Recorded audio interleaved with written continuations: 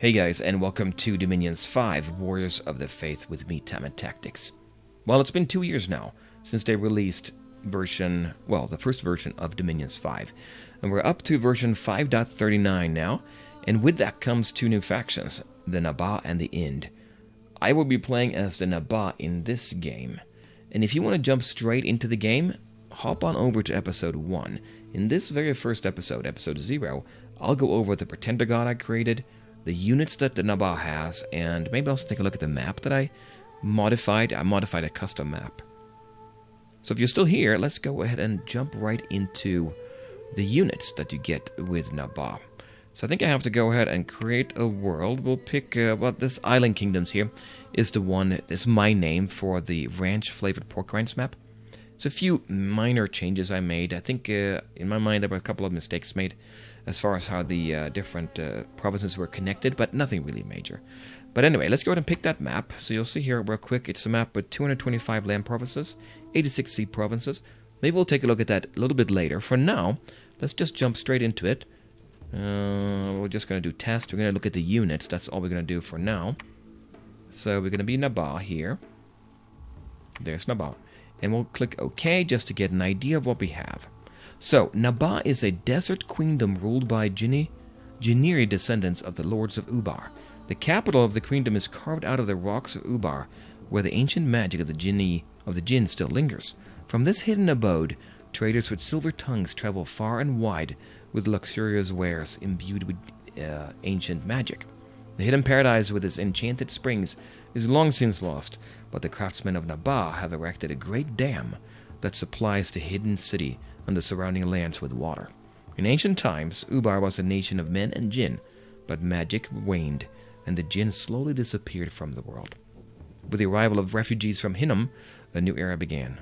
The Evites, a race of giants that with an inclination to intermingle with supernatural beings, formed an alliance with the few remaining Jinn, and a new ruling class was born. The last of the Jinn sultans took Evite wives, and their daughters became the first queens of Nabaa. Now the Nabaan population is made up of humans ruled by Jinni-blooded half-giants, and then Jiniri queens. Okay, so imagine Nabaa being like in the mysterious Arabian, like the 1001 Nights kind of stories, Aladdin environment. That's where we fit in here. We are playing as them. What do we get? Well, we get a race of, like it said here, humans and Iodide giants. So it's like smaller giants, size 3, not the really huge ones. And Jan prefers heat scale 2, so it's going to be hot where we are. And I've actually picked a starting location for us on the map that I'll show you in a minute or a little bit later. Our military is humans, giant infantry, sacred Jan warriors. I want to use those actually. We don't have too many of them or too many types of sacred units, but the ones we have might be pretty good. Our magic is going to be fire, air, earth, and some astral. I think I want to take advantage of that astral. Communion Master and Communion Slave. Priests are average. Our Dominion hides province ownership, so I guess if we have a Dominion, and any one of our opponents can't actually see that. They don't know we're there. The buildings are giants forts, and our labs are, I think, half price, right? 250. Okay. Let's look at what we get. Let's look first at the sites. The Jana site here is a magic site. We can recruit the Malika and the Jan Guard, and we get a variety of gems there and pearls. And then we have the dam they talked about there in the description. 1 water gem as well. Increases growth as well in our capital. And then finally we have the Vault of Incense and Marvels. Brings another 100 gold. So we're going to have money. It's going to be good. I think I want to focus on getting... You know how it is with temples. Temples will increase your dominion, which will... Basically, your max dominion determines how many sacred units you can produce in your capital, right? So we'll see how we can do what we can do about that. Okay, let's look and see what we have. So on the commander side of things, we have a Nabaean scout. That's going to be helpful, right? A scout's going to be useful no matter what. Stealthy, wasteland survival, mountain survival, and a pillager. I don't know if we're going to use that very much for him, but okay, it's a scout. Then we have a sheik. Can be recruited outside forts as well, so that's going to be helpful. The thing I'm looking here for is his map move. 26 is very high. Imagine him being able to move around the map and picking up units to be, recruit in odd places. We can come in with him and pick it up and then take it where they need to go. That's really the biggest benefit, I think. Also stealthy, wasteland survival, pillager. He's a tax collector, which means that if we happen to take a province far away and it's cut off, normally you don't get anything from that province, but he will collect gold from that anyway, so that might come in handy. He's inspirational, which is not bad. So he gets gives that extra +1 morale, even though we normally shouldn't do that. So yeah, we'll see if we use him as a commander or just like the rain-forcing commander maybe. And then next we have an Iodide general, and that's our first giant. It's level or size 3, so not huge. It's a general, so we can use him. He doesn't have anything special, but he can have 80 leadership there. 85 gold, not too bad, right? And he can last because his defense is 14, protection 15, so pretty good. He won't be taken out too quickly. After that, we have a human, Carib. Can be recruited outside forts as well, and I'm interested in this one here because he is a level 1 earth mage, right? And a priest both. So he can create both a lab and a temple. He only has 7 in research because of his level 1 earth mage, but you know what? We'll see what we can do about that when we get to our god. He's also stealthy, wasteland survival. Yeah, there's a common theme here with our units. They survive well in areas that are not typically very hospitable. He's also sacred. And 80 gold. Yeah, that's what I'm thinking. If I can get this guy and somehow bump up our research ability, we might be able to use them effectively. Next, after that, we have here was the Carib. He is a Mukarib. So it's a giant version of what we just saw, pretty much. Instead of the Earth ability, he will have Astral. And Astral will give you that option to have the Communion Master and Slaves. You can draw on the power of other mages to bump up all of your different magic skills, right? So they might come in handy here. I'm thinking I will use these. They're much more expensive. 50% more, so 120. He's also a fortune teller, though, so he can prevent bad events. Okay, we'll see about that. That kind of lends itself to maybe go for misfortune scale. But I'm thinking I want to go for the lucky scales. We'll see. We'll see here in a minute. Okay, that's him, Mukarib here. Okay, Jan Amir next. Jan Amir is a level 1 fire mage, level 1 air, and a priest, and he has a chance of, he will get another level in something. So not bad. Sacred as well. And he can do 11 research because of his magic skills here, and he is stealthy, fire resistant, and has glamour. Harder to hit, right? But they have a new thing here, iron vulnerability. That's more damage. Anybody with iron weapons, they're going to do more damage in our unit here. So he's tempting to get because his leadership is 125. He can have a lot of good units, good morale. Might be tempted to get him. 280 in gold is a lot. And as you probably know, how much they cost is what you pay. If you divide that by 30, is how much you pay in upkeep, unless it's a sacred unit. No, it's divided by 15. So 280 divided by 15 is what you pay in upkeep every turn. But if it's a sacred unit like this one here, then it's divided by 30. So it will be costing us about 10 per month to get this guy. That's the Janimir. So we have a little bit of fire there, a little bit of air, and more of it as well. Maybe a little bit of earth. And after that, we have the Zahir. The Zahir is expensive, 315, a little bit more than the Jan Amir even. But he's level 2 fire, level 2 air, level 1 earth, and then he'll get another one. And he could potentially get Astral as well. That would be an option, right? To have him as a communion master. And you know how it works, right? When you have a slave, if you have 2 slaves, every level of the master goes up. So he will be level 3 fire, level 3 air, level 2 earth, and, well, depending on what you get else, right? So it'd be tempting to get that. He can also do research, obviously. He's sacred. He is fire resistant. That's a common theme with our units. Stealthy. They are also very stealthy here. Glamour as well. Vulnerability to iron again. Based on survival. And fortune teller. Okay, moving on. Now we have the Malika. The Malika is our...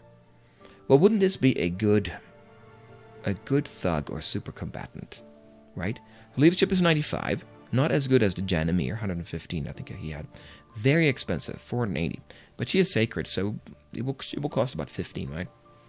Per month. But pretty good. Doesn't have any protection, though. No protection. Defense is not very good. Strength is not that good, but she is level 3 fire, level 3 air, level 1 earth, and then she gets 1 for sure, maybe 2. Maybe nature is part of the mix as well. And she is shock resistant and fire resistant. And a magic being. And what was I going to say? Oh, ethereal. Remember how ethereal works? I think it's like a 75% chance that if you hit it with a normal weapon, it won't actually stick. It won't take. And she can fly. You can jump to the back of the battlefield and take on enemies there, right? Stealthy as well. Travel through territories. And she has glamour. So I think the way that works is that as long as the ethereal is there, and it will be there for as long as they don't get hit. Once they get hit once, the ethereal is gone, but then we have glamour. So then the glamour means we have mirror image copies, right? Taking the hit. So if you can just bump up her protection a little bit, that armor, then she will be in pretty good shape here. Having glamour and that both, right? And then she has obfuscate. I think that's a new one, right? Units with this ability are able to cast illusions to obfuscate their entourage. A number of units in their entourage are hidden, not everybody, I guess, and it cannot be detected by enemies while moving in their own lands. So good for multiplayer, maybe, right? More so. But she's very vulnerable to iron, unfortunately. Wasteland survival is high, and she has spirit sight as well. So she can see into the spirit realm and see true essence of beings. Units with spirit sight get no penalties from darkness and can see invisible units. And then she has magic power. She's more powerful in provinces with high magic. So that's something to keep in mind. So she will be good, but so expensive to get, right? And also, she will take 4 points to recruit, so it'll take a long time to get her. Okay, those are our commanders. Going out to the units now. We have a very inexpensive ranged unit here, with not a terrible attack. Close combat melee type attack here.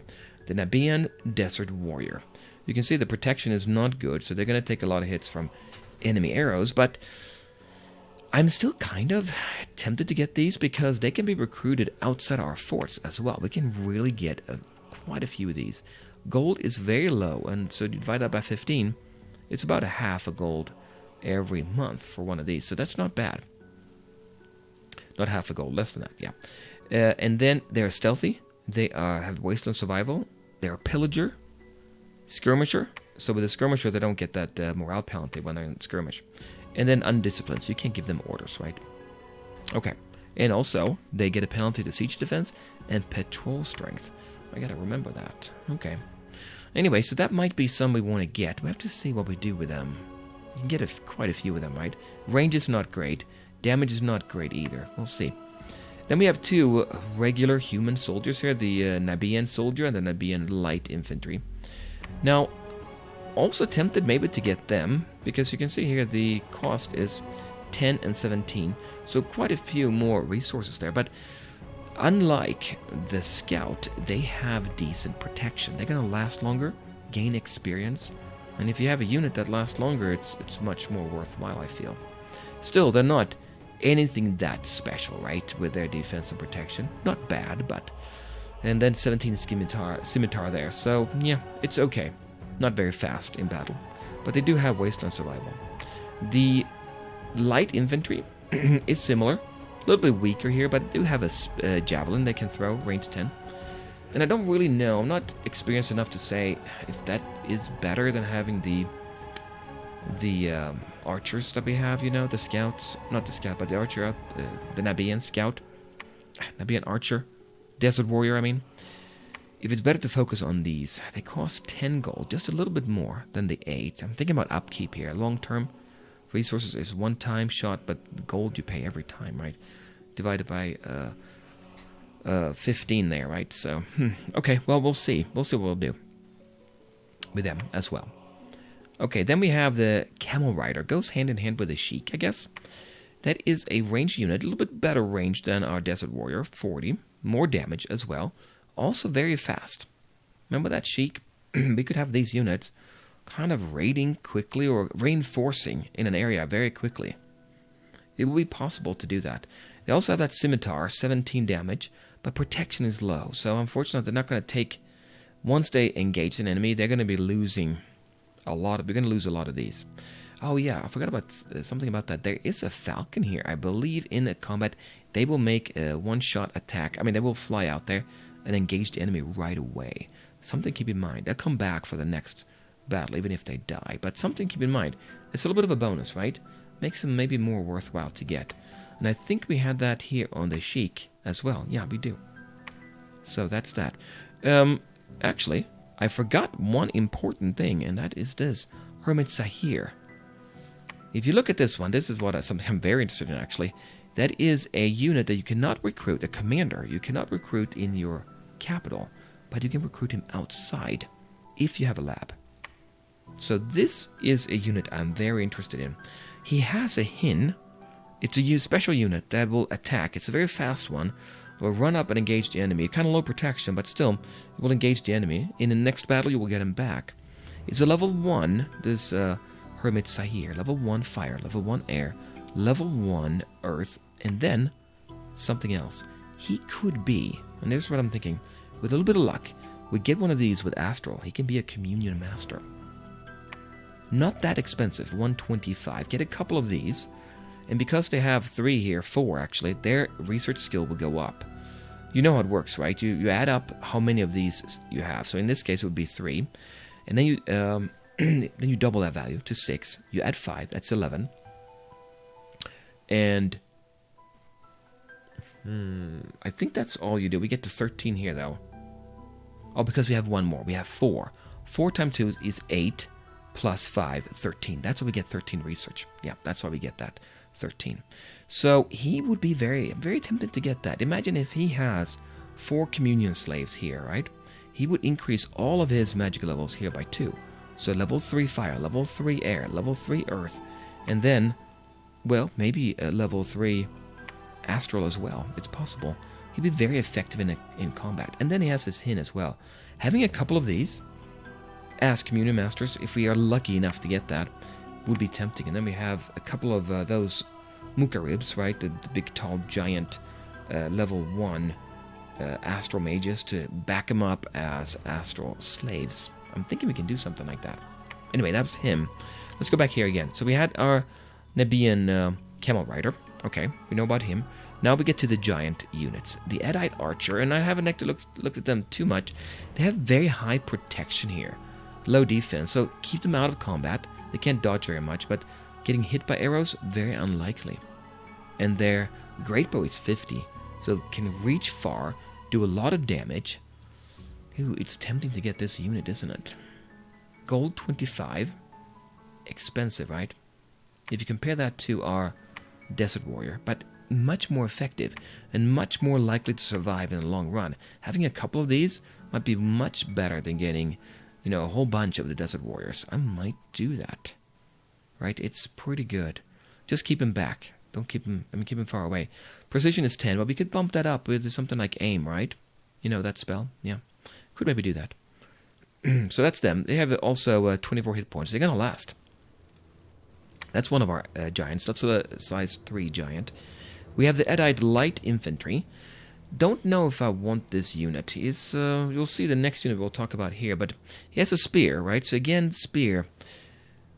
Yeah, I don't know. They're going to throw that spear, right? Do pretty good damage. I mean, javelin. They're going to do that. Throw the javelin. Ammunition 2. Then attack with a spear. Length 3. So it's not bad. And they have 12 in protection, 13 in defense. Could use them. So they throw the spear, then they engage the enemy. 24 hit points. Let's compare that to the next one, and that is the Iodide Elite Soldier. We had 12 and 13 in protection and defense for the light one.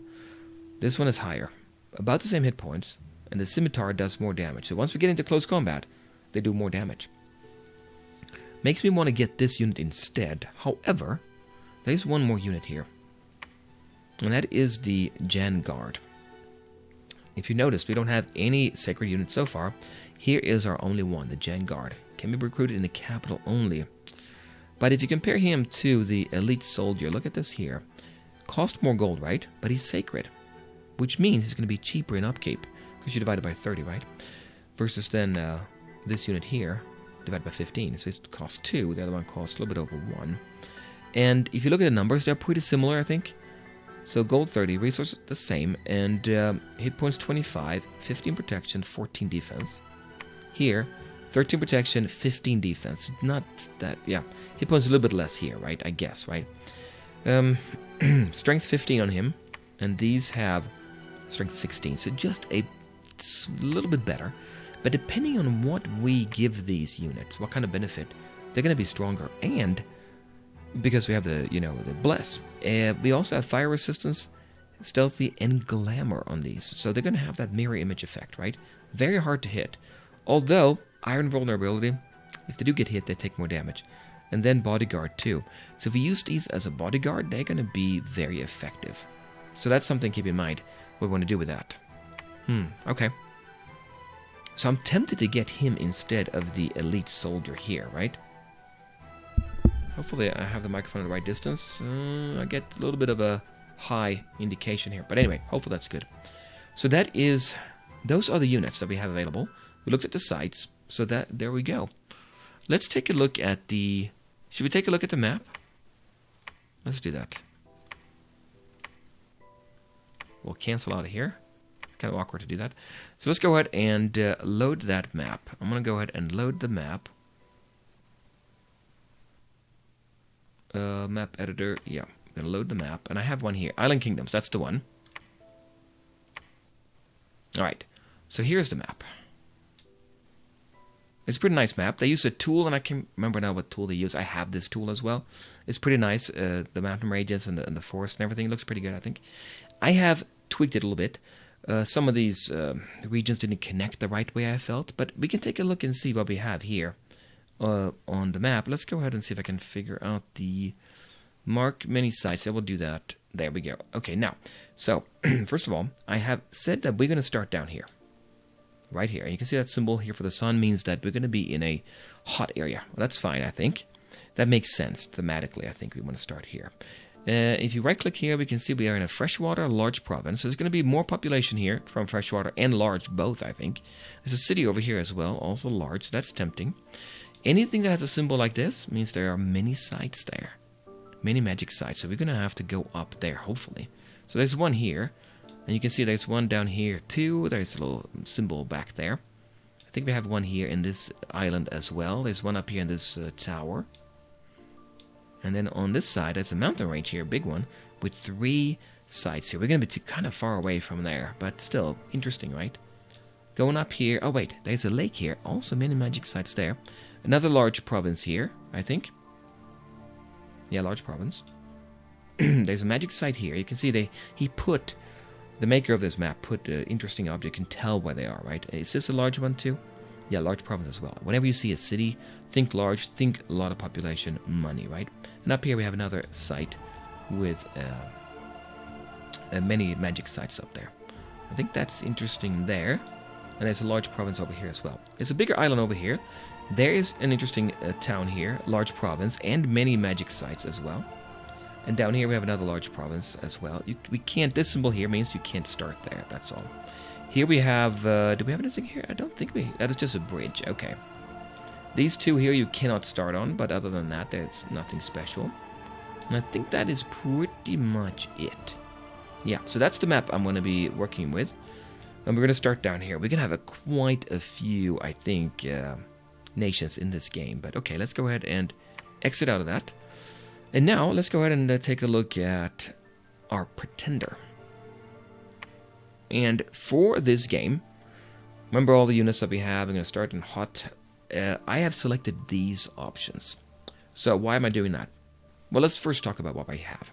I've selected level 4 in fire magic and level 4 in astral. And that will give us 31 in research if she does research by herself. which will be fine. Because she also has this modifier, Adept Researcher. It's already baked into this number, but that's why it's so high, 31. And she's also an Inspiring Researcher +2. Remember all those level 1 Earth Mages, the Carib and the Mukarib? Well, they get a bonus of 2 if she is on the map in that area where she is. So I'm tempted to get her onto... She's dormant. I set her dormant because I want to have a few scales as well, but once she gets into the game, everybody we have ready to go in our home province, that's where I'm thinking I'm going to put them, they're going to be so much more effective at researching, right? So it's going to be really, really helpful to have her there. And couple that with level 3 in magic, 3 from that, 2 from her, that's 5. So they're going to get a huge bonus there in their research, I think, for free, without even having something like the quill pen that gives you 6, right? And if you give them a quill pen as well, one of those magic items, it will be even better, right? So we'll have her as dormant. She'll come into the game later. Don't think I'm going to use her as any kind of leader. We can do it. And thinking about that, Community Master, we could do that and bring her up. But she only has 2 magic focus here, right? So we're going to go with a 4 in Dominion. Not very high, but I feel I'm going to build temples anyway. And I could do more, but then I'm not going to have enough for everything else I want to do. Specifically, I want to get luck. I like luck a lot. It's a lot of fun to see what you can find in the area. To offset that, I did have to bring up, or to have enough points, I have to bring up the heat scale a little bit to 3, so we take a little bit of a modifier there, but it's okay, I think. Having level 4 in Fire and Astral means we can get blessings, and I picked attack skill, so we get +2 in attack skill for our blessed units. Remember those, the 1 unit we can buy, they're going to be modified. An Arcane Command, so we can now lead more magic beings. We'll see how that plays out. And Solar Weapons. I think I like this one a lot, because we'll do 3 armor-piercing damage because of this. Plus, if it is an undead, it'll be 9. And having so many other players on the map, I mean, this is a huge map, right? We're going to be running into somebody that has that, undead, I would think, right? So that's going to be very helpful. So we're going to see what we can do with her. And I think that is pretty much all. Oh, I do want to mention one more thing. We do have, obviously, well, can I actually select it here? I don't know if I can. I don't think I can pick. Well, let's go in. Let's do a Create a Pretender God. I want to show you something here. The spells. Let's do that. So let's pick a Pretender God here. And we'll pick... let me just go ahead and...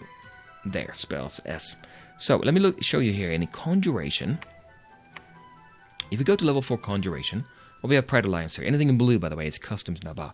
This one here, Contact Jinn. You can't see it here.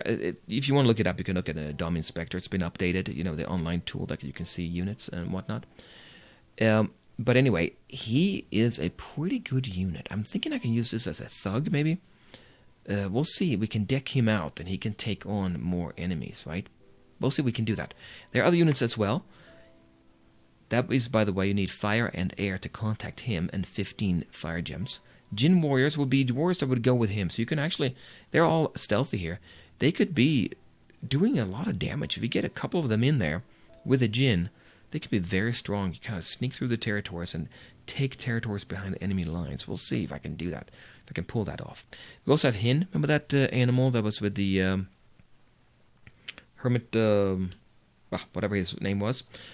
That's the one here. We can get those as well. It's a ritual, so we can just keep creating them. Level 1 air, level 1 fire. Huri is another unit. Ethereal, I think, as well as the Jinn. They float, and they can then... also work as a thug, but level 6 is much higher. And then up here we have married even more, right? Even stronger. These are these Jinny kind of... They don't have legs. You can't put any armor on the legs or anything like that, but they are pretty strong. We could get these. You can see it's expensive too. There is more. There is also, because of Naba, we have the possibility of getting a Queen of the Desert, I think it is. I can't remember her name now. Bilik, I think it is. She will come, and she's very strong as well. A little bit of luck, we might get her as well to join us. There are a few more things we can get here through these. I don't know if I need to go through them right now. I don't know if I have anything here. In alteration, evocation. Here, scorching wind. Smokeless flame. We'll take a look at that as the game goes, I think. I think that will be, that will do it. So, do we need to set up the game now? Yeah, let's go ahead and set up the game real quick then, too. So, create the world. I'm going to pick my island kingdoms here. The map. Yep, 225 and 86. Okay. And I'm going to call it Naba Game 1 YouTube. Yeah, let's do that. Middle Ages, because we're going to pick Naba. Not going to be random. Naba, Queens of the Desert, that's me. Now, with this many units, you know how it is when you do a random map, right? Medium sized is considered if you have 15, about 15 provinces per player. So, with that in mind, I'm thinking I'm going to go for difficult first, but we'll do 13 total land units, land factions. That's 4, 5, 6, 7, 8, 9, 10, 11, 12, 13. And because we have 86 water provinces, we're going to have to put in, I think, 4 water ones. But let's go ahead and make these. And I don't know of a faster way than doing this here. You have to go and pick every single one. Just give me 1 second. Okay, that's 13. We'll add in 4 more, but let's make them water. So they are for sure in the ocean there, right? And it's going to be balanced then. I think if I'm counting right, we're going to be about 17 provinces per player, which is fine. A little bit more than, you know, the normal there, but I think it's 17 anyway. Anyway, it's going to be good, I think. All difficult. I don't know if I can beat these. I honestly don't know. You know, I'm not that good at the game, so. Anyway, we'll go with that and say okay. And here is Naba. We know all about that now, right? This is the one I'm interested in. That Hermit Zahir. You know, if we can get that astral. But anyway, let's go back and click OK. And we're going to load our pretender god, Adara, over here. There. Okay. So, the only change I'm going to make here is I'm going to go for minor story events. And then we'll say score graph. I want to see how things are going. It's fun. And then Thrones of Ascension. Oh, that's tough. The map itself does not have any thrones specified. So it's going to be kind of random where they go. What if we just go, and I've been thinking about this before, obviously, if we go 10 here, and then that, what does that mean? Well, they're 21 points, you need 10, so you need about 50% of the map, and I think they recommend normally between 50 and 75, so that it's not, you don't get stuck finding this one oddball Throne of Ascension when the game is really over, right? This means that if you take all level 1 thrones, 10 of them, you're done, or if you take all level 2 and the level 3. That's 8, 11. Yeah, you're good. So the minimum you got to take is 5 thrones on a big map. I think it's going to still be hard to do. I mean, is that going to be too much? I don't know. But do we need to put out more thrones? Because they might be in the ocean. Yeah, I don't know. We'll see how it goes. I'll go with this. It's 50%. So, and it's going to be throne victory by Thrones of Ascension. I think that's it. Right. Let's go.